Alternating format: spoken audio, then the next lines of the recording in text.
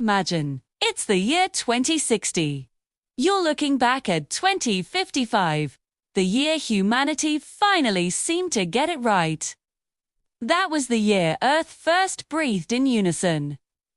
Cities glowed like living coral reefs, and weather patterns moved to the rhythm of music, conducted by artists, not generals. This was the human zenith. At its heart was Dr. Alavos, standing beneath a sky shimmering with a man-made aurora. She could feel the planet's pulse answering her own heartbeat. Through something called the lithic web, we had finally turned our science inward, learning to speak the language of our own biology, healing the ancient, frantic rhythm of the human nervous system. For the first time, the world was truly at peace. But progress always whispers a warning, and it's always the same. Nothing evolves without leaving something behind. Ayla's research began to focus on the children, those born after what was called the biotic singularity. These children were different. They never cried. Their neural pathways were so perfectly balanced that emotion was ... muted.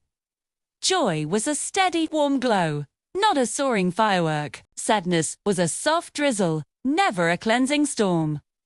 In her private log, Alla wrote a line that would haunt her. "We have cured the tremor in the human hand. But what becomes of a potter who never feels the clay resist?" This question became chillingly real in the silence of the Harmony schools. One day, she watched a little girl drop a treasured crystal sphere. It shattered on the floor. The girl just looked at the pieces, her face a placid lake. "It was beautiful," she said, her voice completely even. "Now it is not." There was no gasp, no shock, no tears. Just acts, observation. Alla felt a coldness that no pre-singularity winter could ever match. She took her findings to the Synod, the architects of this peaceful new world. She showed them the data, the flatline neuroscans. 2. The complete absence of physiological spikes associated with strong emotion. "This is the goal, Alla," they told her, their voices as calm as still water. "You're measuring the absence of sickness and calling it a deficit." "You are nostalgic for a fever," Alla tried to explain. "I'm not advocating for suffering. I'm advocating for the full spectrum. A star isn't just defined by its light, but by the immense gravity that bends it. We've lost our gravity. They were unmoved. The chaos is gone. The art is still created. The world is fed. This is the human zenith. Do not unbalance it." For the first time in years, Ayla felt a raw, unfiltered surge inside her, a spike of defiance, of pure, visceral fear.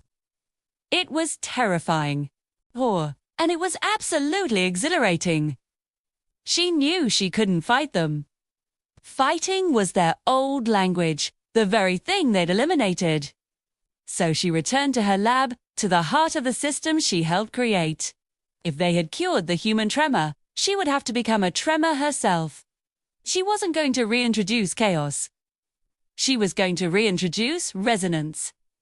She began building what she called an empathy echo, a device designed not to carry data, but to carry a ghost, the shadow of a feeling from the world we'd left behind. She stood before the Synod one last time. "You have given us the canvas," she said, her voice steady, "but you have forgotten the texture of the paint." Then, she activated the echo. It wasn't a scream or a sad song. It was the memory of a feeling, the fierce protective love of a parent for their child. The breathtaking awe of seeing the ocean for the first time. The bittersweet ache of a final goodbye. A raw, unbalanced, and beautiful human tremor pulsed through the globalithic web. For a moment, nothing happened. Then, a single, genuine tear traced a path down the cheek of a Synod member. A tremor, not of pain, but of presence. Alla looked out at the world she had just shaken, and she smiled. The message was now clear to everyone. Peace is not the absence of tension. Okay? It is the art of dancing with it without fear. And that brings us back to today. Let's think about that.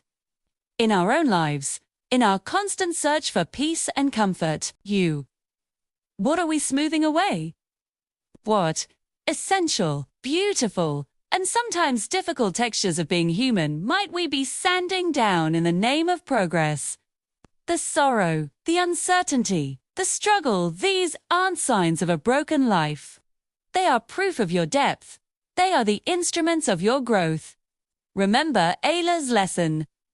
True peace isn't found in a world without problems, but in finding the courage to dance with them.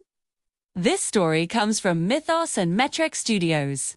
If you enjoyed this journey, please subscribe and hit that notification bell for more stories that make you think. Thanks for watching.